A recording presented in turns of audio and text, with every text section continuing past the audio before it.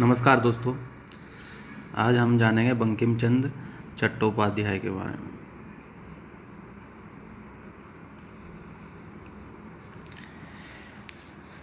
बंकिम चंद्र चट्टोपाध्याय, इनका जन्म 27 जून 1838 को हुआ था और इनकी मृत्यु 8 अप्रैल 1894।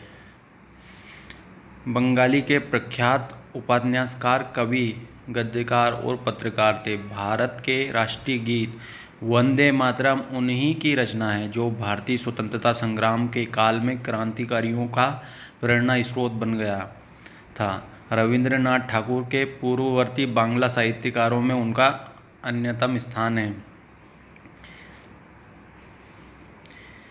इनका जन्म और मृत्यु का निहाती बंगाल में हुआ। जन्म, मृत्यु कोलकाता बंगाल में 8 अप्रैल 1894 को 55 वर्ष की आयु। व्यवसाय लेखक, कवि, उपन्यासकार, निबंधकार, पत्रकार, व्याख्यानकार एवं राजनेता।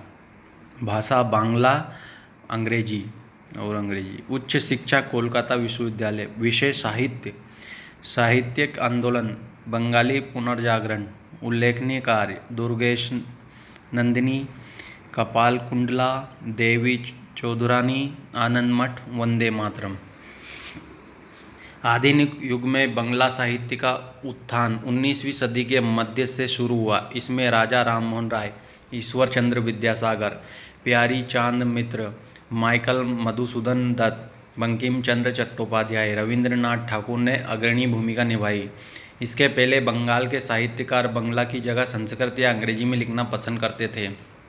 बंगला साहित्य में जनमानस तक पेठ बनाने वाले ये शायद बंकिम चंद्र चट्टोपाध्याय पहले साहित्यकार थे। जीवनी।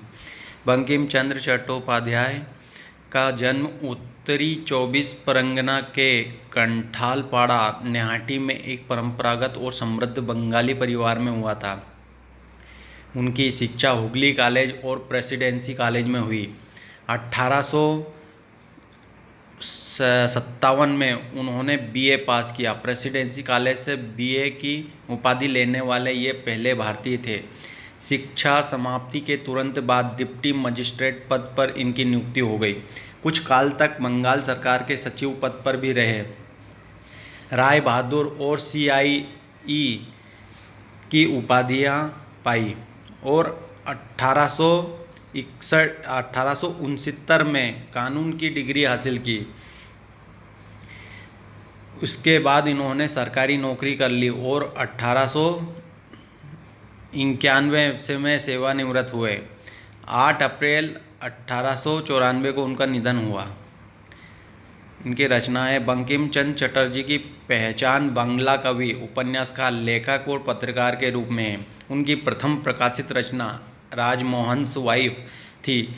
इसकी रचना अंग्रेजी में की गई थी। उनकी पहली प्रकाशित बांग्ला कृति दुर्गेश नंदिनी मार्च 1865 में छपी थी। यह एक रूमानी रचना है।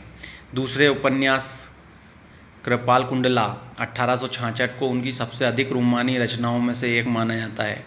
उन्होंने 1872 में मासिक पत्रिका बंग दर्शन का भी प्रकाशन किया। अपनी इस पत्रिका में उन्होंने विश्व पक्ष 1873 उपन्यास का क्रमिक रूप से प्रकाशन किया। कृष्णकांतेर विल में चटर्जी ने अंग्रेजी शासकों पर तीखा व्यंग्य किया। आनंद मठ 1882 में राजनीतिक उपन्यास है। उस उपन्यास में उत्तर बंगाल में 1773 के सन्यासी विद्रोह का वर्णन किया गया है। इस पुस्तक में देशभक्ति की भावना है।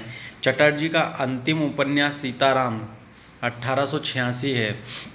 इसमें मुस्लिम सत्ता के प्रति एक हिंदू शासक का विरोध दर्शाया गया है। उनके अन्य उपन्यासों में दुर्गेश नंदिनी, मृणालिनी, इंदिरा, राधा रानी, कृष्णकांतेर दफ्तर, देवी चौधरानी, मोचीराम, गोरेर, जीवन चरित्र शामिल है। उनकी कविताएं ललिता जो मानस नामक संग्रह में प्रकाशित हुई। उन्होंने धर्म, सामाजिक और समसामाजिक मुद्दों पर आधारित कई निबंध भी लिखे। बंकिम चंद्र के उपन्यासों का भारत की लगभग सभी भाषाओं में अनुवाद किया गया। बंगला में सिर्फ बंकिम और शरत चंद्र चट्टोपाध्याय को यह गौरव हासिल है कि उनकी रचनाएं हिंदी सहित सभी भारतीय भाषाओं में आज भी चाव से पढ़ी जाती है। लोकप्रियता के मामले में बंकिम और शरद और रविंद्रनाथ ठाकुर से भी आगे हैं। बंकिम बहुमुखी प्रतिभा वाले रचनाकार थे। उनके कथा साहित्य के अधिकार पात्र शहरी मध्यम वर्ग के लोग हैं। उनके पात्र आधुनिक जीवन की त्रासदियों और प्राचीन काल की परंपराओं से जुड़ी दिक्कतों के साथ साथ जूझते हैं। यह समस्या भारत भर के किसी भी प्रांत के शहरी मध्यम वर्ग के समक्ष आती है। लिहाजा मध्यम वर्ग का पाठक बंकिम के उपन्यासों में अपनी छवि देखता है। ग्रंथ तालिका। बंकिम चंद्र चट्टोपाध्याय की स्मृति में 1969 में भारत सरकार द्वारा जारी एक डाक टिकट, ये उनके उपन्यास हैं, प्रबंध भी।